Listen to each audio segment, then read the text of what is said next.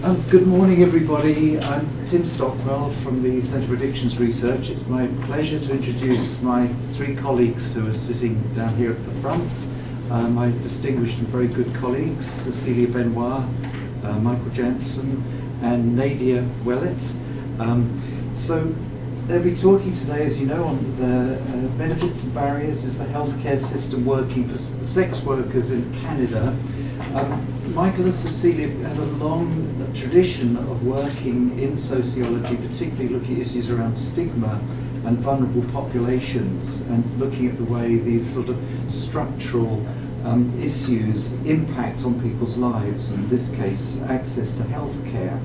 I'm very interested to hear this presentation because Cecilia and Michael vanished for over a year, and we'd hear from them from Fort McMurray or Ottawa or St John's or unlikely places. They'd pop up and occasionally return back to Victoria, but they've been interviewing over 200 people involved in working in the sex industry at a very interesting time in policy around sex trade workers. So you may be aware that there's lots of federal developments and legislative changes and debates about how to, as there often are, about how to manage issues around this issue.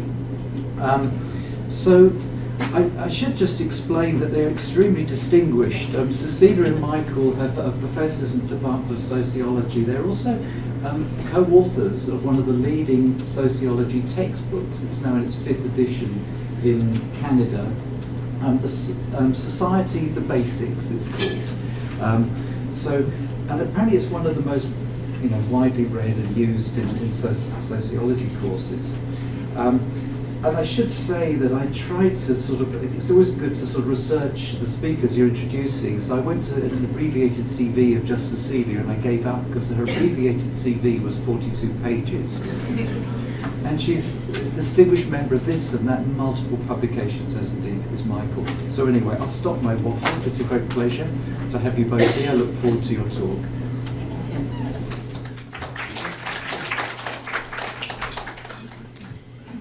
So I'm going to give the presentation.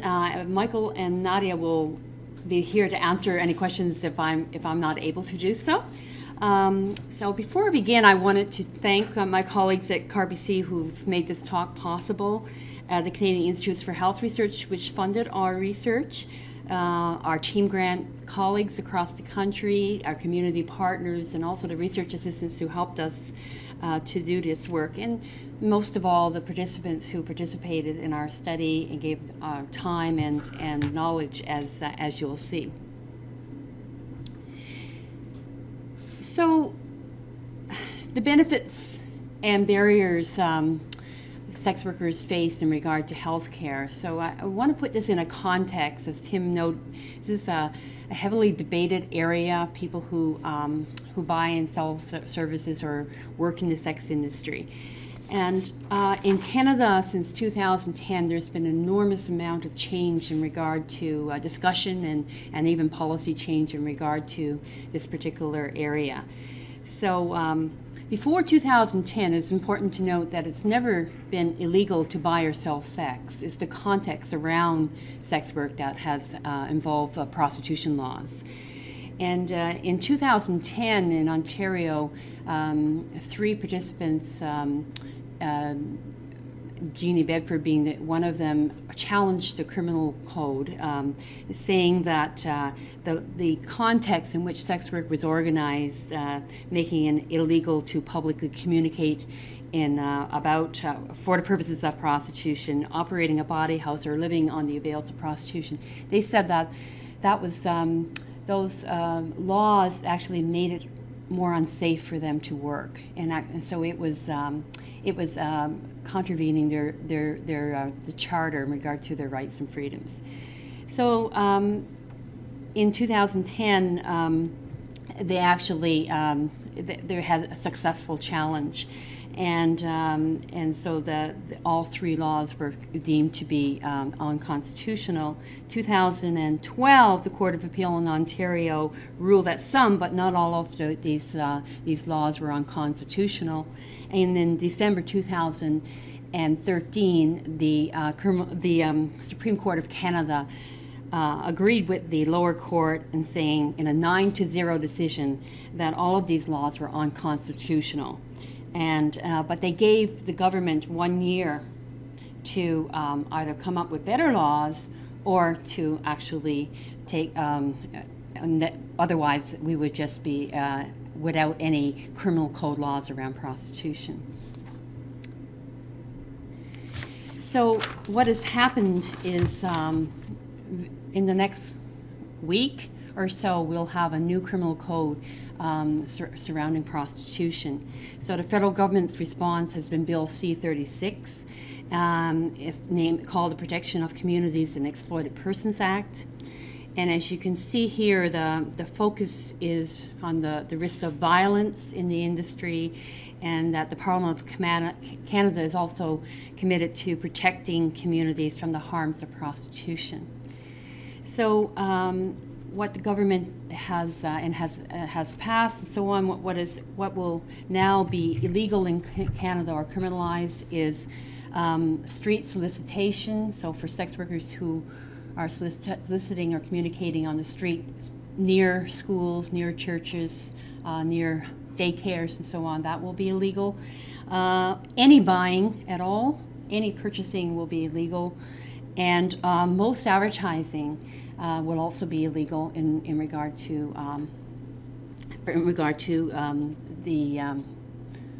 prostitution. So this is a big change in our country, and as we'll see today that it'll likely have some negative consequences for people involved in the industry. We can ask questions what the fines and so on might be, but they'll range from very small fines to imprisonment and so on for people involved. Now, if you look at the literature in regard to the academic literature in regard to the sex industry, you get quite a polarized debate. There are scholars in Canada, across the world, conflate prostitution to trafficking or to sexual exploitation, and then there's others who see it as it's the problem. The problem is the laws around prostitution, not prostitution itself. That actually causes people to be harmed or to experience violence and so on. And then there's literature, a little bit of literature in the middle, which is trying to look at both sides of this debate.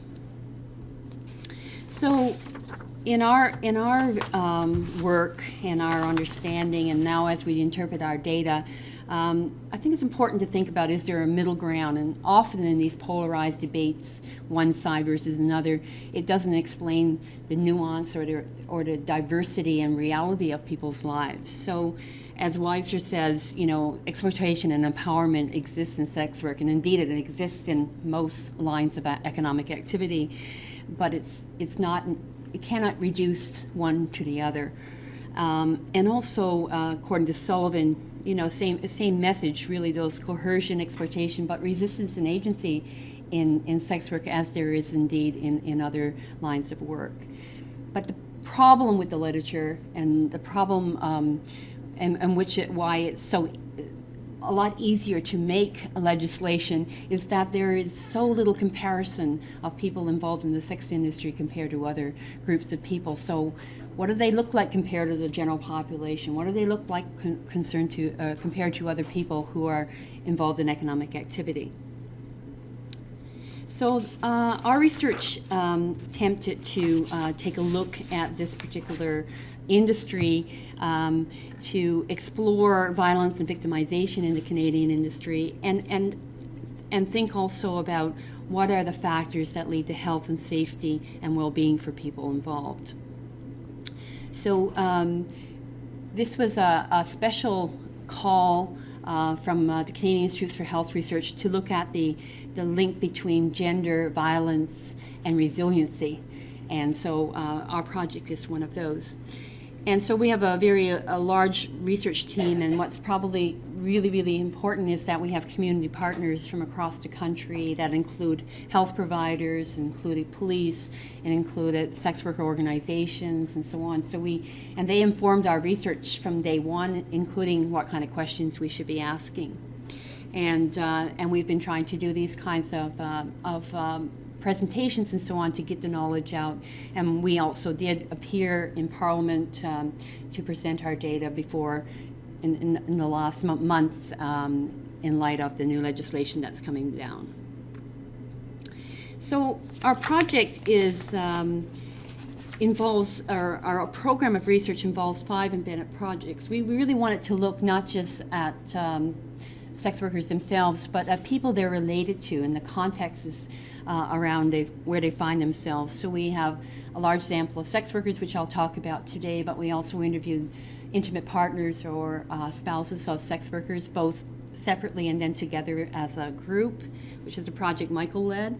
We have a very large survey of people who buy sex in the country. We also interviewed around 60, 70 people who manage the sex industry, which are actually mainly females, which is a little bit different than what some people think. And then we also interviewed regulators and providers in the different municipalities where we worked. These include both police officers, licensing officers at the city that license escort agencies, massage parlors, outreach workers, and so on. So trying to get at whether the municipal context actually has an impact on people's health and safety. So important for our study is that we wanted to understand the situation of people who are impacted by the criminal code, the prostitution criminal code that I just referred to. So there are other laws that legislate around child exploitation, sexual exploitation, and also around trafficking. We have very, very strong trafficking laws. So we were focused narrowly on the people involved in consenting sexual relationships in the industry. So people had to be over 18 and legally able to work in Canada, and they have to have exchanged sexual services for money, not exclusively, but had to involve direct physical contact, because we're interested in safety and violence, and those were really important to us. And people had to have exchanged sex at least 15 times for money in this definition over the last 12 months. So we were looking at more people who were regularly involved in the industry. And as Tim said, we went from coast to coast. We had did a factor analysis of the characteristics of municipalities in Canada, so that we could get diversity in municipalities. So we're interested in, we looked at municipalities in regard to income inequality, in regard to the gender of the working population, in regard to Aboriginal status, and so on. So we chose then 6 municipalities or urban regions that gave a breadth, if you like, of municipalities in the country, and also were within our budget. And so these are the 6 in which we did interviews, not just with sex workers, then with their partners, with clients, with the regulators, and so on. There isn't a random sample of sex workers or anybody else involved in the industry, so we had to come up with some ways of trying to achieve a diverse sample as representative as we could, given the restrictions in which we had. So we used a variety of recruitment strategies, and the internet was extremely important for us, getting access to the so-called off-street sex industry where people were advertising in their municipalities. And we also used newspaper advertising and postering. In St. John's, Newfoundland, for example, most of the people who came forward for interview, we got through the newspaper. It was very interesting. While in other municipalities, the internet was much more important. And then responder-driven sampling, getting sex workers to actually also bring colleagues into our study. So these are the numbers of people we interviewed. We did this all in 2013. 280 18 sex workers, spouses, and then clients, and then sex industry managers and regulators. As I mentioned at the beginning, having a comparison or having comparisons is extremely important. So if you look at most of the other surveys of sex workers, they don't use measures or scales, or tend to use very few measures and scales, and the ones they use often are not comparable or not asked to other populations, so it's hard to compare. So we were very careful that we chose as many measures and scales as possible to allow us for comparison. But at the same time, because gender and sexuality are extremely important variables in regard to the industry, that we did add new questions. And as you'll see today, we also added them in regard to unmet needs. So we also built on these measures and scales. So if you're interested in looking at the first report that we have done, which we released in Ottawa in September, when the Senate was meeting around the prostitution laws, it's on our website. But one of the key messages that came out of our initial report is that stigma, fear, and isolation are common experiences of people in the sex industry. And this is the topic I want to focus on now. So for this talk, we're really asking, do sex workers have unmet healthcare needs? And what are the factors that might be linked to sex workers' decisions not to access health services? And so looking at the literature on the Canadian population's unmet healthcare needs and other populations, we are hypothesizing that sex workers will have comparatively high unmet healthcare needs.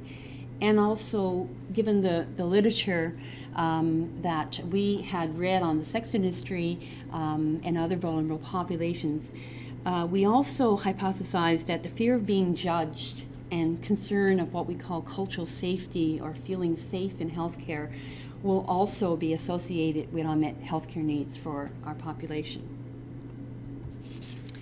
So I'm not going to present much on who sex workers are in our study. There are some surprises here. You can see that given the definition that we had of sex workers, most of them were born in Canada, and their mean age is in the 30s. 77% are say that they are women, identify as women. Only 67 have completed high school, but they have a personal income of around $39,500. Now, we looked at Stats Canada data about people who serve in restaurants and bars, hairstylists, and nurses' aides, and you see here that in some ways sex workers are not so different than these other occupations in regard to born in Canada or age, and even gender. It's not breakdown. It's not so different. But completed high school, there's variation, and also sex workers actually make the highest income of all of these groups. Now, this data doesn't factor in tips and so on, but still. I won't be reporting it today, but sex workers themselves move from being servers and other occupations because they're looking to make more money for a living. Just another tiny little bit of data. Again, a little bit different than what you hear in the media. The average age of first selling sexual services in our example was 24 years. And I think about 1/3 started when they were under 18, and the rest started over 18. And the average length of time is 10 years. This is like a normal occupation, if you like. Most people don't stay in their occupation longer than 10 years, and there's a fair amount of mobility. So it shows you that people are really, this is what they're doing. At least in part to make a living. And the two most common reasons they told us why they sell sexual services is the income, but also the independence. Important to be able to organize your own work and do it around your other things that are going on in your life and so on. And that's just a quote from someone who was a waitress and new family situation and so on. And it just seemed that it was the best for her. Now there is a small percentage of people in our example who were forced into, used to use those terms in the industry, and those tended to people who started when they were younger and who also had a lot of trauma in their early life, and that's in our report. So just to be a little bit more focused on what we're talking about today then, this is the self-reported health of sex workers in our example, and then Canadian population over age 12. And you'll see here that general health, there's very little variation between sex workers and the general population. So that's positive in regard, this is of course self-reporting, but mental health, very different. And you'll see that comes up in our study, and also the level of disability is much higher for people who are in the sex industry. And there is a kind of subtext for that partial group that often people don't have enough money on disability benefits and so on, so they partially supplement it by being in the industry or other kinds of activity in order to make ends meet. Now, we also asked one of the important variables that we're interested in is, as Tim mentioned, stigma and discrimination, and this is a scale, lifetime discrimination. I've only partial data here, and in our survey in our report we do give comparative data to some other populations. But you'll see here that sex workers are reporting relatively high discrimination in a number of contexts, especially at school and public settings, at work, and this could be at any type of work that they have done, and from the police almost 50% and so on in the court system. Getting medical care actually looks comparatively better, and there's some other going to the bank, they experience less discrimination, which is interesting. But we're still curious about, almost 1 in 5 or over 1 in 5 are saying they have experienced some discrimination in the medical system or medical care. So what does that really look like? So these are data on regard to healthcare access, and what we see here is that sex workers are accessing the healthcare system a lot. So almost 97% of them have used the healthcare system in one way or other in the last year. And I don't have the actual data for the Canadian population. We'd have to somehow get that, but you see here it's relatively high use. So that's good. They have poorer health, mental health. They have high disability. They are accessing the healthcare system. And their use or access to the regular doctor or family doctor is almost comparable to the Canadian population. But what's a lot higher is use of emergency, psychiatric care, and massage therapy, for example. So there's something, again, psychiatric care, given their mental health, lower mental health, that would make sense. But emergency, very high use of emergency. So that we need to try to explain what that might look, and probably we can go into more detail on that. But perhaps there is a situation of waiting and then crashing onto the system or entering the system, having experienced some other barriers. So I want now to talk a little bit about these so they're using the system, but how much unmet healthcare needs do sex workers have compared to other Canadians. So in the Canadian Community Health Survey, unmet healthcare needs is measured with 2 questions. During the past 12 months, was there ever a time that you felt that you needed healthcare but didn't receive it? We slightly changed that question and we asked how many times. So we wanted to not only was there ever, but we also wanted to get at how many times. But for this talk, we're going to be really focusing ever. And then thinking of the most recent time, why didn't you get health care? Now, the Stats Canada, or people who analyze the Community Health Survey, break those reasons down into 3 main reasons. So one is availability, and one example of availability or lack of availability is the waiting times are too long. And that has become, as you know, in the healthcare system, a big complaint. And whether it's people perceive they're too long or whether they're actually too long. A second is accessibility.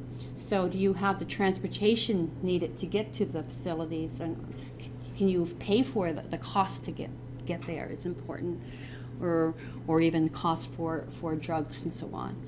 And then the last one in regard to acceptability is a kind of a hodgepodge of reasons, but it really gets at personal circumstances and attitudes towards unmet needs. So here it would involve, I didn't get around to it, but also it could mean fear of doctors or those kinds of reasons. So it's a mixture. So I want to, and so I'll talk a little bit about what the Canadian population looks like in regard to unmet needs in my next slide. But I want to also say, because of our understanding of the importance of discrimination by people in the sex industry, and this is not just in the sex industry, we know that's the same with people who use drugs, to people who are homeless and so on. So we added 2 possible other reasons why people were not accessing health services. That's concern for being judged, and then what we call the lack of culturally relevant care. And there is research, especially by nursing scholars such as Bernie Pauley and at CARBC and others, that the feeling of not feeling safe or not feeling people understand you, or being there's a cultural clash between the health services and the person. So we wanted to see if that might be a concern for people who are in the sex industry, given that about, in our example, 19% are identify as Aboriginal peoples. So this regard to unmet healthcare needs. Now, it's important to know that for Canadian population as a whole, there has been an increase in unmet healthcare needs over the last decade. So in 1994-95, only about 4% of Canadians said they had unmet healthcare needs. But by 2003, that had increased to 11.4, and I think it's around 13% or something more recently. So you get this growing unmet healthcare needs, and which is an indication of the healthcare system, is not quite as functioning as it probably should. And again, the wait times are an important overall complaint for Canadians. There is some variation along gender lines as well. And the other variation for the Canadian population, and I think it's important because it fits the story of sex workers, is that people who have greater health problems have greater unmet health care needs. And then income influences people's access to or unmet health care needs largely around transportation. So people who have low income don't necessarily have the transportation to get to services. And in regard to personal circumstances, the odds of unmet needs in regard to personal circumstances, again, is higher for people with poorer health, but also for Aboriginal peoples. That's what the data show. So what we have here in this table then is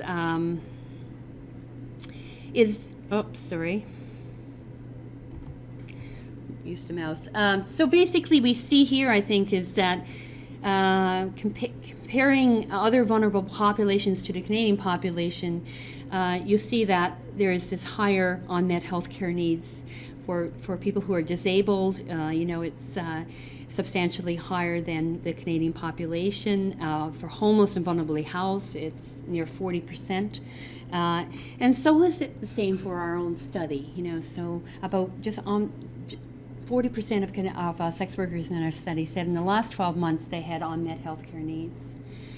And then if you look deeper within our example, we see that people who are weekly substance users have higher healthcare unmet needs. Outdoor sex workers have higher unmet needs. And then people of trans or non-conforming gender also have very high unmet healthcare needs. And that's sort of again another subtext that has been in the news lately about people's access to health services for gender surgery and so on. So you can see here that there is that variability within our example as well. So in regard to then additional reasons for unmet healthcare needs, these are our 2 items that we had added. So you see here that concern for being judged, almost 30% of our samples said that this was one of the reasons that they were not accessing health services. And they may have accessed it once, but they're not going back again, and so on. So it fits what we, the picture that we had seen in regard to discrimination, overall discrimination. So people have this feeling of being judged, and it seems that it's one of the barriers, one of the many barriers that they are facing in regard to not accessing health services. But surprisingly, lack of cultural relevant care was only reported for a very small number of people we interviewed. It was more likely to be Aboriginal people who mentioned this. And we were thinking that item may not be easily understandable. We didn't give any examples. These were just in a list in the quantitative questionnaire. And now in the open-ended, we have a lot of open-ended parts to our questionnaire as well. We could expand on culturally relevant care, but in the closed-ended, it was an item there. So maybe cultural safety would have been a better terminology, but still, it may not be something that's easily understandable for. But I think being judged, it's quite understandable terminology. So that might be an error in our survey. So this is just an example of the fear of being judged. And we asked about access to health services. Have you had any unmet health care needs? And then asked people to say a number of other questions, but did you ever feel stigmatized in certain clinics or offices?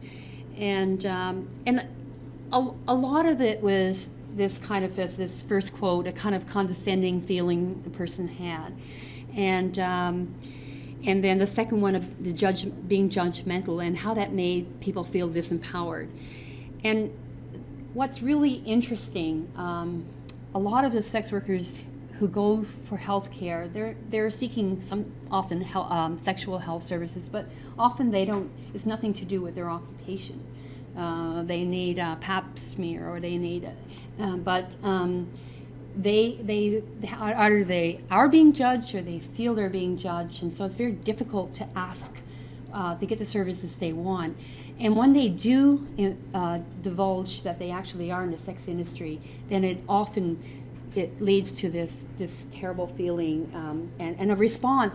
Sometimes it's bodily response, not necessarily a verbal one. So I think we'd have to go in and do the qualitative analysis in much more detail than we have done so far. What I can say is that when sex workers have a provider who is open and non-judgmental, then they can have that conversation, and they tend to have that conversation. And it tends to be more likely in outreach clinics, and either specifically for sex workers or just general sexual health clinics. But often it can take part in a doctor's office once they get the confidence of the doctor. So most of the time in our study, they have not told the doctor what they do. And that is over and over again, and we ask, why don't you tell them? Well, I'm worried about being judged, or I'm worried they might tell someone in my family, or I'm, it's that. So it's hard to give advice, or the doctor or the nurse or the provider to give, the advice if they don't know what people are working in. And then when we go to the doctor, we don't have any trouble saying what we do for a living if they ask us, right? But often doctors don't ask as well. So it's this more this fear that if I actually tell them, and the sex workers will say to health outreach workers or service providers, say, why are you coming into the sexual health clinic so often? What are you up to? What are you doing that you have to get tested so often? So that is a kind of, that there is a judgment there and so on, and they will probably mumble something that's none of your business, but then they don't want to go back to that place again, right? So it's a subtlety around how you approach the person and how you have an openness, a curiosity necessary, but not one that's prying or putting people down, I think. And then we asked them what would they like in an ideal health encounter, and it was just like what I would like or other people would like. You want respect, and don't assume that people, because I mean this first quote is almost relating to have a low education, rather than being in the industry, but open-mindedness, and understanding of the situation, right? But you can't understand a situation if you don't know what the situation is, and so, and someone, basically safety in health services, what they're looking for.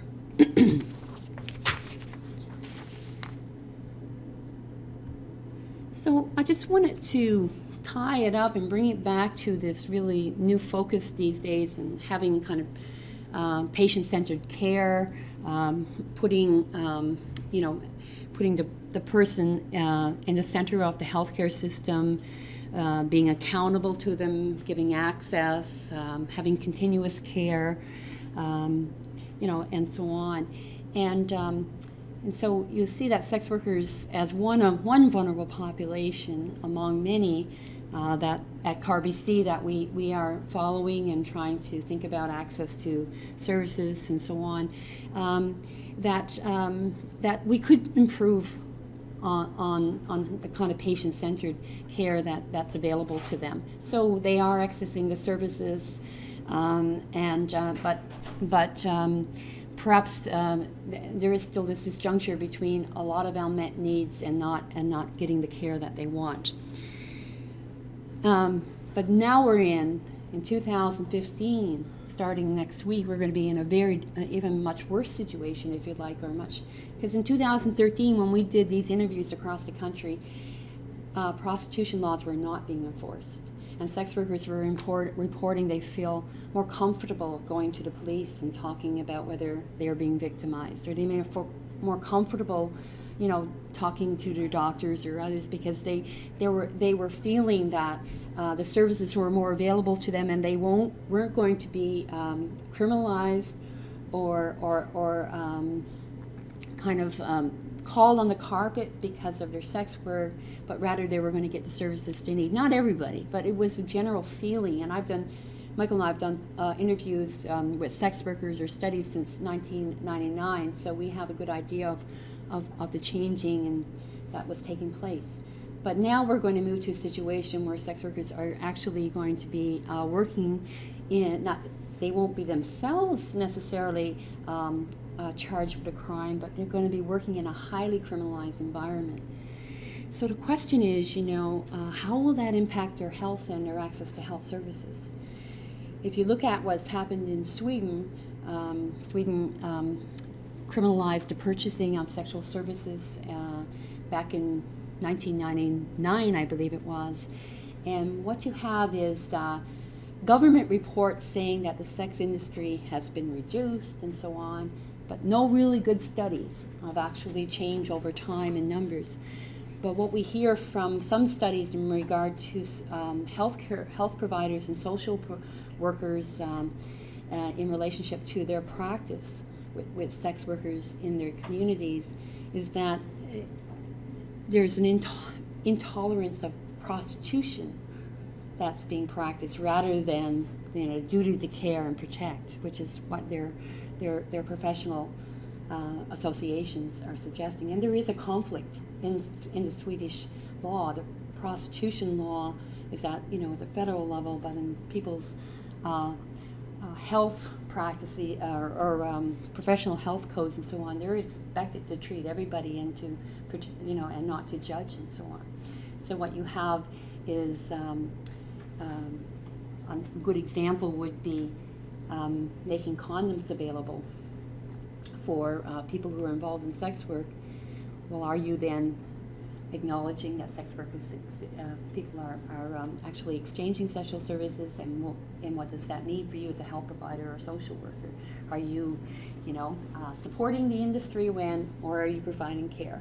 So that's going to be a difficult time, I think, for people who do outreach or work in sexual clinics in Canada, or doctors who see sex workers in their offices, or people, other health providers who meet them in the emergency. how are we going to treat them, and will their fear of being judged going to go up higher now that they're going to be working in a highly criminalized environment. So I want to leave you with that thought, and I can give you more information on the study if you like, but thank you so much.